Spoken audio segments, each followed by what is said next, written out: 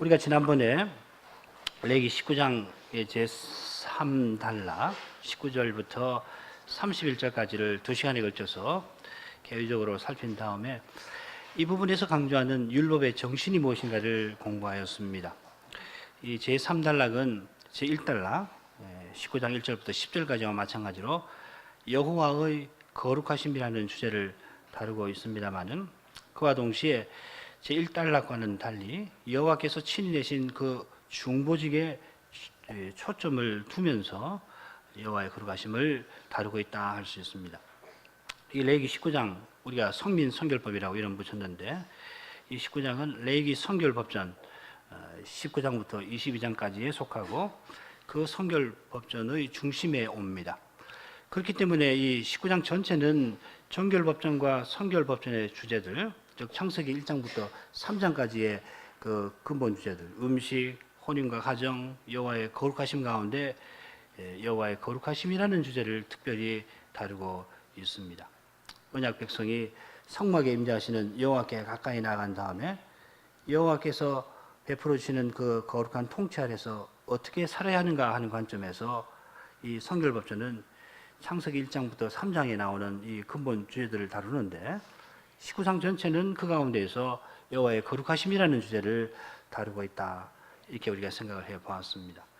그런데 이 19장 전체가 이 주제를 다룰 때에 언약 백성의 거룩한 삶, 즉 거룩한 백성으로서 이스라엘의 사명을 요컨대 시줄로 하고서 거기에 이웃 사랑이라고 하는 주제를 날줄로 짜 넣는 것이다. 이렇게 할 수 있습니다. 혹은 19장 전체가 여호와의 거룩하신 영광이라고 하는 천이라고 한다면은 이 천은 여호와의 거룩하신 다스림 아래 있다 하는 그 시줄과 그 다스림 아래서 서로 간에 참된 사랑을 나누며 산다는 그 날줄로 서로 절묘하게 엮여져 있다. 이렇게도 표현할 수가 있겠습니다. 혹은 여호와의 거룩하심이라고 하는 시줄과 이웃사랑이라는 날줄로 절묘하게 엮여져서 거룩한 백성으로서 언약 백성의 삶이라고 하는 테피스트리가 만들어진다. 이렇게도 표현할 수가 있겠습니다. 어떻게 표현해도 뭐 마찬가지일 겁니다.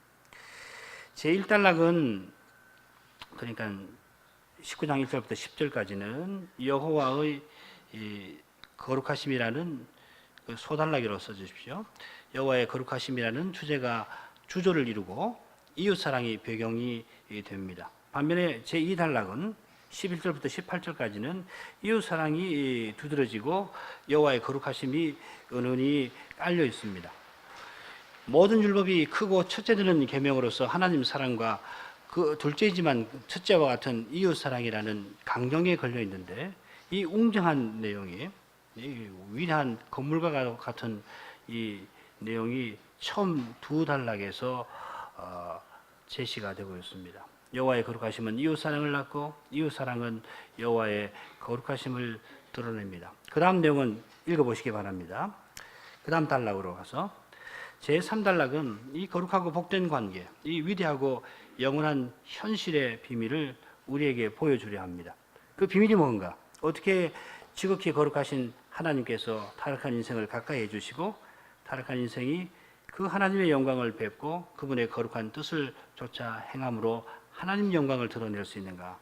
그것은 여호와께서 이스라엘과 언약 맺어주시기 위해서 출애굽을 통하여 그들을 대속하신 사실, 또 그들 가운데 성막과 제사장과 제사에 관한 제반 규례를 세우신 사실에서 드러나듯이 여호와가 친히 이스라엘 가운데 중보직을 세우셨기 때문입니다. 그게 비밀입니다. 그리스도가 비밀이십니다. 이스라엘은 출애굽에 나타난 하나님의 대속을 굳게 믿고 여호와께서 친히 내신 이 중보직을 통해서 늘 여호와 하나님을 가까이 해야 하고 그리할 때에 여호와께서 중보직을 통해서 내리시는 다스림과 권고 아래 살아가는 겁니다. 그리스도를 빼고서 뭐 하나님을 가까이 하거나 하나님 다스림을 받을 수 없는 거예요. 오직 가까이 하는 일도 하나님의 다스림을 받는 일도 그리스도를 통해서만 가능한 겁니다. 그러면 과연 이 거룩한 백성으로 이 세상에서 빛으로 나타나고 여호와의 영광을 비추는 거룩한 기관으로서 우뚝 서게 될 겁니다. 오늘 우리가 마지막으로 살피게 될 그 마지막 단락에 나오는 한 구절에 이 놀라운 경륜이 찬란히 빛납니다. 너희와 함께 있는 타국인을 너희 중에서 나간 자와 같이 여기며 자기같이 사랑하라. 고대 역사를 살필 때에 이런 정신으로 타국인을 대하는 민족이 있었던가? 가문한 저로서는 그 예를 찾아봤지만 찾아볼 수가 없었습니다. 고대의 제국들, 가령 아시리아나 바벨로니아는 말할 것도 없고, 후대의 위대한 제국들, 페르시아나 그리스, 로마, 그 어떤 제국에서 이런 정신이 발현된 적이 있었던가? 이런 제국들은 영토 확장을 위해서 전쟁을 대대적으로 벌였는데, 그때 정복당한 국가의 국민들을 어떻게 다루었습니까? 가령 아수르 제국을 세웠던 샴시 아다드라고 하는 인물은 정복할 국가에 들어가서 무차별하게 죽이고 건물들을 다 불태워서 철권 아래 그 피정복민들을 벌벌 떨게 만드는데, 얼마나 무자비했든지 이 샴시 아다드가 쳐들어온다 하는 소문만 들어도 이웃 도시 국가들은 제발 목숨만 살려주십시오 하게 만들었습니다. 바벨로니아의 느부갓네살도 그 점에 둘째가라면 서러워할 겁니다. 그보다 나은 사람이 법치를 주장한 이 바벨로니아의 함무라비입니다만은, 옛 바벨로니아의 황제 함무라비입니다만은, 눈에는 눈, 이에는 이라고 하는 이 함무라비의 법치를 레위기 19장의 이 법적 정신과는 비할 수가 없습니다. 이 두 법을 딱 대조해서 놓고 읽어보면 금방 드러납니다. 또한 알렉산더 대제가 제국의 통일을 깨하려고 페르시아의 양식을 따르려고 했지 않았어요? 예, 보편적인 정신을 구현하려고 했습니다마는 알렉산더를 위해서 목숨을 아끼지 않았던 그 신복들이라도 그 일 때문에 알렉산더 대제에게 등을 돌린 일이 있는데, 그런 걸 생각한다면은 설령 군주가 탁월한 이념을 갖고서 국가 통합 의지를 지니고 있더라도 그걸 대대적으로 시행한다는 것은 결코 용이치가 못합니다. 여호와 하나님은 이 세상에서 꿈꿀 수 없는 일, 타락한 사람으로서는 흉내낼 수 없는 일을 벌써 이스라엘 가운데서 행하려 하셨던 거고, 그리스도 안에서 지금 그 일을 행하고 계시는 거 아니에요. 자기 안에서 한 새 사람을 만들고 계시고 영원한 날을 세우고 계시잖아요. 자, 우리는 이런 맥락을 염두에 두면서 마지막 제4단락 계율을 계속 살펴나가겠습니다. 말씀드린 대로 마지막 단락 제13에서 16소단락은 앞뒤로 나는 요한이라는 후렴이 나오고, 13단락, 소단락, 16소단락은 나는 요한이라는 후렴이 나오고, 중간에 14, 15소단락은 후렴이 나는 너희 하나님 요한이라로 되어 있습니다. 자, 그러면 13소단락 같이 한번 읽어보시죠.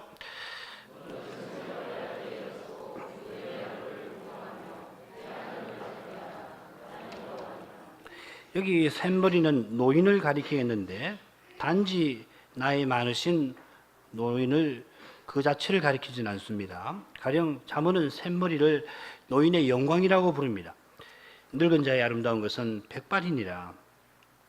이 말씀에서 이 젊은이의 영광이 이 늙은이의 아름다움과 비교되고 있으니까, 늙은이의 아름다움이라고 하는 것은 곧 노인의 영광을 가리킬 겁니다. 늙은 자의 영광이 백발이라고 하셨는데, 여기서 백발은 장로의 경륜과 지혜를 상징합니다. 잠언 16장 31절 함께 읽어보죠. 백발은 의인의 길에서 얻는 것이지 단순히 오랜 세월의 결과가 아닙니다. 그냥 나이를 먹는다고 해서 얻어지는 것 아닙니다. 의인의 길을 그런 결과로 얻는 겁니다. 잠언 4장에 의인의 길은 돋는 햇볕 같아서 점점 밝아서 오만한 광명에 이른다 하는 말씀이 있듯이, 평생을 하나님 언약을 믿고 그 언약에 순종한 사람의 백발은 영광의 면류관입니다. 자, 이런 사람들이 자연히 이스라엘의 장로들이 되었을 겁니다. 선지자 이사야는 이스라엘이 여호와께서 이스라엘의 배역을 심판하게 하실 때에 아이가 노인에게 교만히 행하게 될 것이라 예언합니다. 읽으면 참 좋은데 개인적으로 읽으시기 바랍니다. 여호와의 언약을 저버리고 나가면은 결국 사회의 질서가 전도되어 가겠다 하는 아이들로 그들의 방백을 삼고 적자들로 그들을 다스리게 하시리라. 이 적자라고 하는 말은 갓난아이를 가리킵니다. 갓난아이가 통치 자리에 오르게 되면 그 사회는 어떻게 되겠습니까?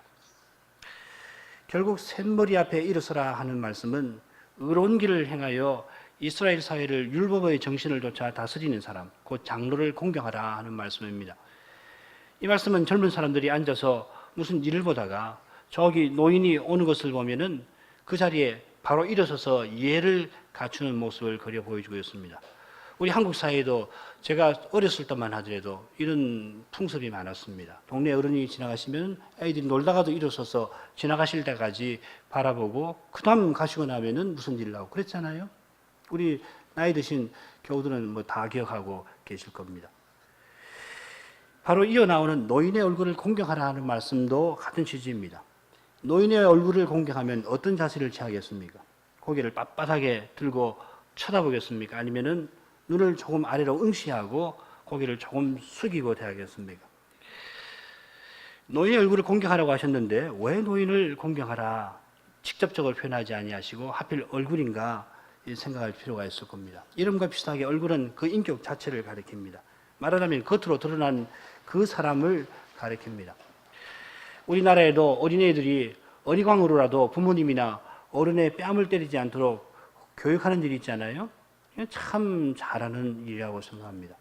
우리 어디니까 귀엽다고 그냥 놔둘 것이 아니고 그런 법 아니다 하고서 제지해야 옳을 겁니다. 아이가 귀엽다고 해서 뭐든지 허허하고 받아들이다가는 이 노인이 되면은 이제 가끔씩 그렇게 되는데 그거 손자를 망치는 일이 될 수 있습니다.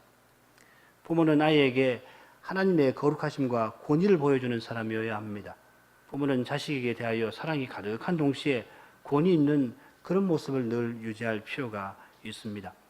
샘머리 앞에 일어서고 그 얼굴을 공경하는 것은 결국 여호와께서 세우신 거룩한 질서를 존중하고 여호와께서 세우신 그 권위를 공경하는 겁니다. 노인의 얼굴을 공경하라 할 때 노인의 대표적인 인물이 이스라엘의 장로입니다. 곧 여호와께서 이스라엘 가운데 세우신 권위자 직분자입니다. 따라서 샘머리 앞에 일어서고 노인의 얼굴을 공경하라는 말씀에 이어서 내 하나님을 공경하라, 경외하라 하는 말씀이 나오는 것은 실로 자연스럽습니다. 14소달락으로 가죠. 제가 33절 여러분 34절 읽으십시오. 타국인이 너희 땅에 우거하여 함께 있거든 그 너희는 그를 학대하지 말고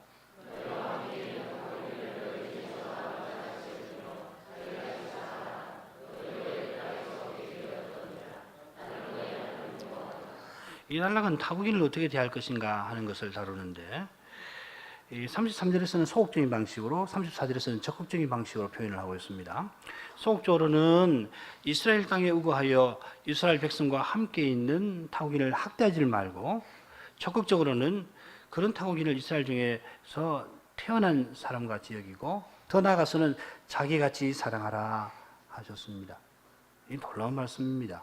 이게 지금 모세 시대니까는 주전 1300년, 1500에서 1400, 1300년쯤 되지 않나요? 고대 근동에 아니 그 시대에 이런 생각을 갖고 있는 민족이나 국가가 있었습니까? 없습니다. 하나님의 말씀입니다.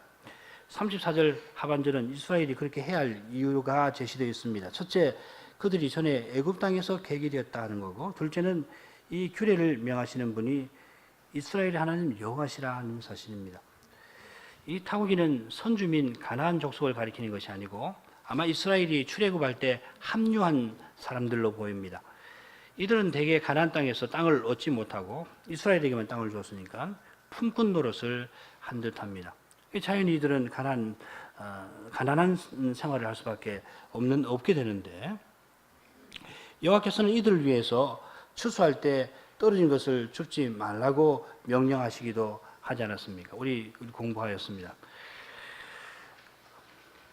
10절에 보면은 가난한 사람과 타국인을 위하여 버려두라. 이들은 이스라엘 중에 있지만은 물론 여호와의 성민인 이스라엘과는 구별됩니다. 신명기 14장 21절에 보면은 구분하고 있죠. 너희는 너희 하나님 여호와의 성민이라. 무릇 스스로 준 것을 먹지 말 것이니 그것을 성중에 우고하는 개에게 주어 먹게 하라. 이방인에게 하라도 되니라. 그 구분이 있어요. 타국인은 하나님의 성소와 같은 이 가나안 땅에 함께 살기 때문에 이스라엘 백성과 마찬가지로 여호와의 거룩하심을 침해하는 그런 일을 해서는 안 되지만은 그와 동시에 방금 읽은 말씀처럼 이스라엘 백성에게 요구하시는 어떤 종교적인 의무에서는 면제가 됩니다. 물론 이런 타국인이 혼인을 통해서 이스라엘에 들어와 이스라엘 지파에 소속할 수가 있습니다. 예를 들면 그라스 사람 갈렙 경우에는 유다 지파가 되었죠. 모압 여인 룻의 경우도 마찬가지입니다. 이제 하나님 백성이 되면은 어떤 지파에 소속이 됩니다. 여호와께서는 이런 타국인을 학대하지 말 뿐만 아니라 너희 중에서 나은 자처럼 대하라 하십니다. 율법은 타국인이 이스라엘 백성과 마찬가지로 법 앞에서 평등한 사실을 보여줍니다.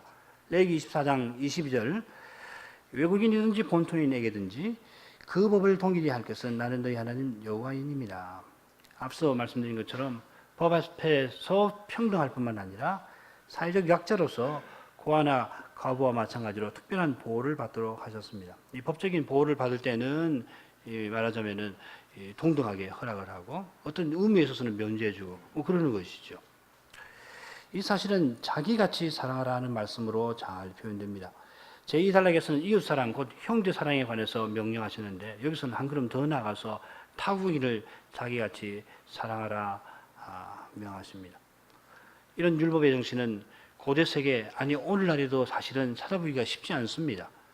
요즘 우리 사회가 겪는 한 가지 문제로서 외국인 노동자에 관한 것이 있습니다. 법적으로는 외국인 노동자들을 보호하는 규정들이 갖춰져 있습니다만은 아시는 대로 우리 민족의 그 특이한 혈통주의, 단일 민족 정신이 일부 천박한 국민들에 의해서 때때로 대단히 비인간적인 행태로 드러나는 것을 신문지상에서 쉽게 볼 수가 있습니다.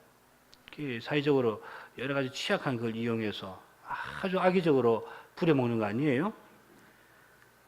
또한 외국인 노동자만 아니라 국제 결혼이 이제 빈번해져서 이곳 전라북도 지역에도 외국에서 특별히 이 아시아 지역에서 시집 온 분들이 있고 그들에게서 태어난 코시안들이 늘어나고 있는 추세인데 만일 우리 교회에 이 코시안이 출석하면 어떻게 해야 할 것인가? 우리 부모님들은 이런 거 한 번쯤은 생각해 보시고 우리 자녀들이 이 사회에 그 저열한 영향을 받아서 혹시라도 혈통이나 피부색이나 문화적인 차이를 두어서 이 코시안들을 경원시하지 않도록 미리부터라도 가르쳐 두시는 것이 옳을 겁니다. 평소에 육신을 좇아 사람을 대하지 않도록 교육한다면은 이런 문제에서도 우리 자녀들이 정당한 태도를 취하게 될 것입니다. 여호와께서 이런 위대한 명령을 내리신 근거는 출애굽에 관련되어 있습니다. 이스라엘이 애굽에서 객이되었을 때 여호와 하나님께서 그들을 애굽에서 건져 주셨는데 십계명 머릿말에서는 애굽 땅을 뭐라고 했냐면은 종되었던 집이라 하였습니다. 성경을 읽지 않겠습니다. 요셉 때에는 나그네 신세였지만은 바로에게서 고센 땅을 얻고 살았습니다만은 세월이 많이 흘러서 애굽 땅에서 요셉이 이 누군지 알지 못하던 사람이 바로가 되었을 때 이스라엘 사람을 종으로 삼고 학대하지 않았습니까? 이스라엘이 애굽에서 객으로 지낸 형편이 그렇게 어려웠는데 하나님은 이 아브라함과 맺으신 언약을 기억하셔서 그들을 종되었던 집에서 구출해 주시고 이제 이 레위기 법을 내리실 때는 여호와의 성소가 될 가나안으로 인도하고 계시는 중입니다.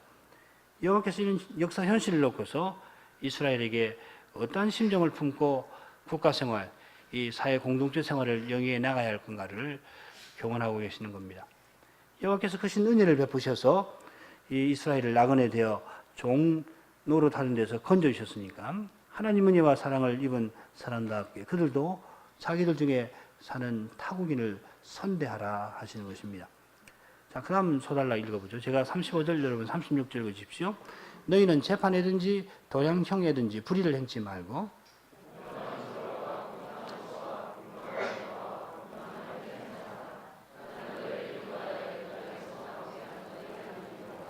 자, 이 단락은 나는 너희 하나님 여호와니라는 후렴으로 끝나는 마지막 단락입니다. 8번째죠.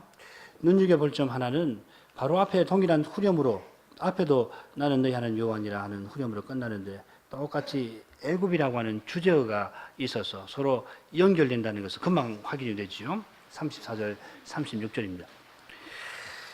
이 사실은 두 단락이 내용적으로 서로 긴밀히 연결되어 있다는 것을 나타낼 뿐만 아니라 적어도 이 마지막 네 단락, 이 지금 우리가 지금 공부하는 이 네 번째 단락, 32절부터 37절 단락을 이해하는데 이 중요한 의미를 지니고 있는 듯합니다. 앞단락에서는 이스라엘이 애굽에서 객되었던 사실에 근거해서 타국인을 사랑하라 명령하시고 이 단락에서는 이스라엘이 객되었던 애굽에서 나온 그 사실에 근거해서 재판과 도량형에 관한 명령을 내리고 계십니다.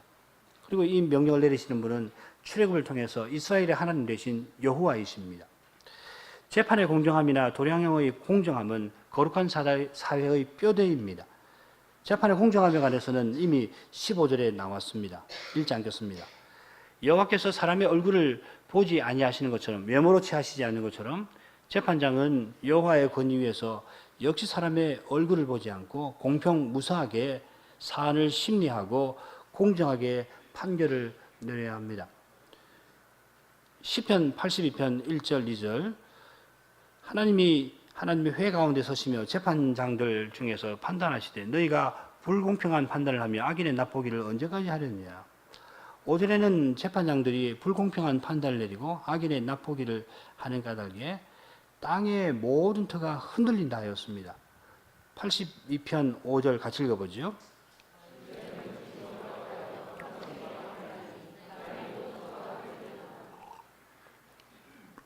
땅의 모든 터가 흔들린다는 것은 그 사회가 견고하지 못한 것을 가리킵니다. 마찬가지로 도량형의 공정함을 훼손하는 일은 여호와의 미워하시는 바요 가정이 여기시는 바입니다. 신명기 25장 13절부터 16절 쭉 읽어 나가시면 마지막에 무릇 이같이 행하는 자, 무릇 부정당하게 행하는 자, 이 도량형을 부정당하게 악용하는 사람은 내 하나님 여호와께 가증하니라. 또 잠언 20장 10절에도 한결같지 않은 저울추와 말은 다 여호와께서 미워하느니라. 개인적으로 조금 무슨 이익 얻는 그런 문제 아니에요. 이 도량형을 함부로 사용하면은 사회 기틀을 흔들어 버리는 그런 큰 문제가 되는 거죠. 그러니까 위대한 제국이 설 때 그 황제들이 첫 번째 하는 일 중에 하나가 이 도량형을 바로 세우는 일이잖아요. 그만큼 중요한 겁니다. 이 가정하다는 표현이 얼마나 두려운 내용을 담고 있는지 잘 알고 계시죠. 여호와께 가정하다는 것은 여호와께서 세우려 하시는 거룩한 사회에 더 이상 두어두실 수 없는 상태를 가리킵니다. 바로 앞 단락과 이 단락의 내용을 한데 놓고 보면 이스라엘은 타국인을 자기같이 사랑하는 사회가 되어야 되는데, 자 그렇게 하기 위해서는 재판과 도량형의 공정함이 유지되어야 합니다. 재판과 도량형은 거룩한 사회의 뼈대와 같은 거여서 그런 토대 위에서만 사랑의 사회가 세워집니다.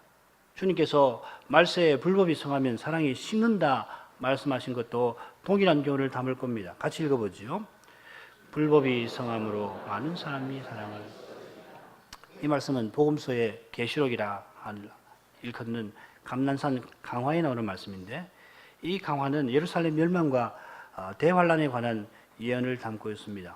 가까이는 옛 언약 이스라엘의 파멸이고 70년 파멸에 관한 것이고, 멀리는 온 세상의 멸망에 관한 예언입니다. 주님께서는 이 나라의 멸망, 세계의 멸망이 어떤 역사적 징조에 의해서 차츰 실현되어 나갈 것을 말씀하고 계시면서 이 말씀을 하셨습니다. 불법이 성하면 많은 사람의 사랑이 식을 것이다. 그리고 불의로 말미암아 사랑이 없는 사이는 존립될 수 없는 것이라는 말씀입니다. 우리가 이런 걸 생각하면은 자그마한 이 교통법이라도 소홀히 하지 않는 것이 참 좋습니다. 뭐 하나 좀 이거 어기면 무슨 상관이 있으랴, 그렇게 할 수가 없습니다. 여러 사람이 그런 정신으로 이 법을 어기면은 이 불신이 팽배해지거든요. 그러면 그 좋은 사회가 될 수가 없습니다.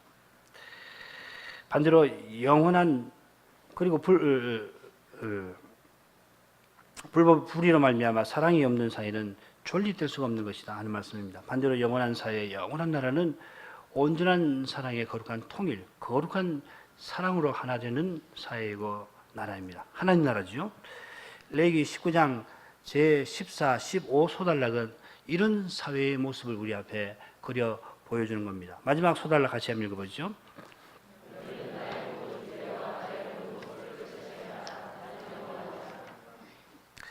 이 마지막 단락은 나의 모든 규례와 나의 모든 법들을 지켜 행하라 하는 말씀인데, 아주 결론적인 말씀인데, 이 말씀은 제4단락만 아니라 제3단락과 제4단락 나아가서 19장 전체를 끝맺는 말씀으로 아주 적절합니다. 처음 소단락은 맨 첫 번째 19장 2절이었던가요? 나는 너희 하나님 여호와니라 하는 후렴으로 끝났는데 마지막 소달락은 그와 짝을 이루어서 나는 여호와니라 하는 후렴으로 끝났을 뿐만 아니라 처음 소달락은 내가 거룩하니 너희도 거룩하라 하는 대원칙을 천명했다 하면은 마지막 소달락은 구체적으로 그러려면은 나의 모든 규례와 나의 모든 법들을 지켜 행하라 하고서 천명을 하고 있습니다. 이게 이 레위기 19장 전체가 이 스토리입니다. 이게 그냥 딱딱한 법전이 아니고 그 흐름을 읽어보면은 위대한 내용을 담고 있는 그런 계시의 말씀이에요. 우리 눈앞에 하나님 나라를 펼쳐 보이고 어떻게 우리가 하나님의 거룩하심을 본받아서 거룩한 백성으로 살 것인가 그런 걸 배울 수 있도록 얼마나 절묘하고 그리고 아름답게 구성되어 있는지 뭐 연구하면 할수록 배우는 바가 있습니다. 자, 그 다음으로 이 단락은 마지막 8개 소단락을 맺어줬습니다. 그 9소단락 맨 처음 19절 처음 시작할 때 이 규례라는 말 나오죠. 한번 보십시다. 19장 19절 세 개의 그 금령이 나오는데 거룩함에 대한 금령이 나오는데 그 맨 앞에 너희는 내 규례를 지킬지어다 이렇게 시작이 되고 있습니다. 그러니까 이 19절부터 37절까지가 한 단락이 또 되겠죠, 그죠? 크게 한 단락이 될 수 있습니다. 그러니까 19절부터 37절까지가 1절부터 18절까지 하고 또 구분이 되는 그 단락이다. 이렇게도 볼 수가 있습니다. 전에도 말씀드렸지만은 이 마지막 8개 소단락은 규례라는 표현으로 시작되고 역시 규례라는 말로 끝납니다. 그리고 이 18장 그리고 20장에 또 역시 규례라는 말이 나옵니다. 이 끝에 18장에도 규례가 나오죠. 그건 악한 성 행위에 관련된 그런 악한 규례를 본받지 말고 내 규례를 따르라. 그러고서 이제 19장을 말씀하시고 20장 가면 또 나옵니다. 그러니까 이 레위기를 그냥 하나하나의 법규 하나하나를 읽을 것이 아니고 연결해서 이렇게 읽도록 하는 것이죠. 자, 이 사실은 마지막 8개 소단락이 처음 8개 소단락과 어떤 관계를 맺고 있는가 하는 것을 규명하는 데 중요할 겁니다. 이미 제가 말씀 다 드려서 아는 내용입니다.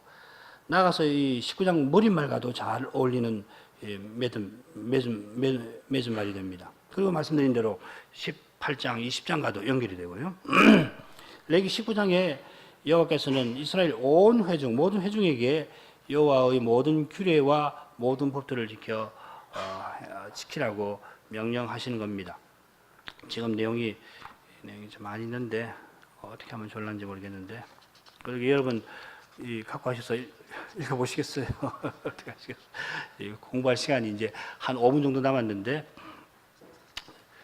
우리가 배울 것이 많아갖고서 이런 식으로 하면 뭐 올해 레위기를 가지고 계속 해야 되는데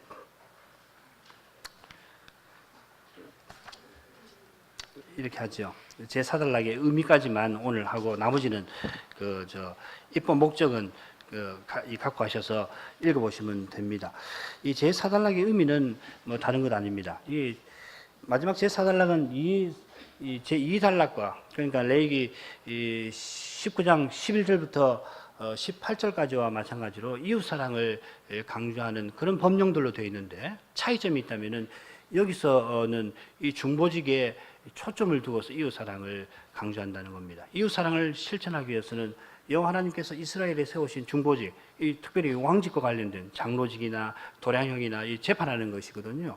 이 왕직과 관련되는 것인데 하나님이 세우신 이런 이 왕직을 통해서만 이웃 사랑을 실천할 수가 있다. 이게 지금 제 4단락이 강조하는 바입니다. 그러면서 이웃 사랑을 강조하는 겁니다. 이게 지금 제 4단락의 의미입니다. 그 내용을 제가 쭉 써놨는데 한번 빨리빨리 한번 해보죠. 맨 첫 그 단락에서 말씀드리려고 하는 것은 이 19장에 보면은 십계명과 비슷한 내용들이 많이 나오는데 그러면 십계명하고 똑같은 내용이냐면 반드시 그렇지 않다 하는 겁니다. 레위기 19장에 나오는 십계명의 내용은 실천 법규로서 다시 언급되어 있다 하는 겁니다. 그렇게 이해하시면 됩니다. 그럼 두 번째 단락 10페이지 맨 밑에 달라고 가보죠. 자, 그런 점에서는 이 19장 전체가 규례와 법도들입니다만은 우리가 살핀 대로 그와 동시에 각각의 규례와 법도들은 제각각 별개로 존재하는 것이 아니라 일정한 문학 형식에 의해서 하나의 단락을 형성하고 있고 그 4개의 단락이 각각 독특한 내용을 지니면서 전체 19장을 형성하고 있습니다. 가령 제1단락과 제2단락에서는 여호와의 거룩하심과 이웃사랑, 하나님 사랑과 이웃사랑이라고 하는 주제가 다뤄지고 있는데 제1단락에서는 여호와의 거룩하심이 주죠. 하나님을 사랑하라 하는 내용이 주저가 되는 반면에 이웃사랑이 배경처럼 깔려 있고 제2단락으로 하면 반대로 되어 있습니다. 그리고 제3단락에서는 다시 여호와의 거룩하심이라고 하는 주제, 하나님을 사랑하라는 주제가 전면에 나오는데 똑같은 방식으로 1단락과 똑같은 방식이 아니라 여기 보면 중보직에 대한 강조점을 갖고서 이 하나님 사랑이 강조되고 있다는 것입니다. 그 다음 단락으로 하죠. 마찬가지로 제4단락의 주제도 단연 이웃사랑입니다만은 말씀드린 대로 제2단락과 비교할 때 이웃사랑을 제시하지만은 이 중보직에 초점을 두고서 이 이웃사랑을 강조한다는 것입니다. 그 다음 11페이지 마지막 단락, 마지막 단락으로 가죠. 패러그래프로 가면 이렇게 제4단락의 특징을 정리해 볼 수 있는데 제4단락의 이런 특징은 제3단락의 특징과 조화를 이룹니다. 제3단락의 특징에 관해서 이웃사랑, 여호와의 거룩하심, 여호와를 사랑하라는 주제가 중보직을 통해서 제시되었다고 말할 수 있는데 제4단락도 그런 특징이 있습니다. 이웃사랑이라는 주제가 여호와의 세우신 질서와 권위를 통해서 제시되고 있다는 겁니다. 우리가 레위기에서는 중보직을 말할 때 주로 제사장직을 언급했습니다만 중보직에는 왕직이 있습니다. 물론 이스라엘의 왕직은 먼 훗날 사울과 다윗 때에 가야 분명한 형식을 갖추고서 등장합니다. 형식을 분명히 갖추고.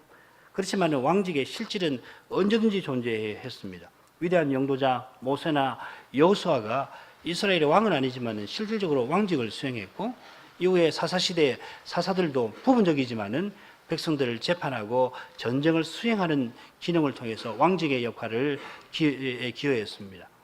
우리가 이 제4단락에서 장로나 재판이나 그 다음에 도량형에 관해서 살펴봤습니다만은 이 장로나 재판관이나 도량형에 관한 내용들이 실질적으로 왕직의 구성 요소들이라는 겁니다. 그래서 우리가 마지막 단락은 그렇게 보면 좋겠다 하는 겁니다.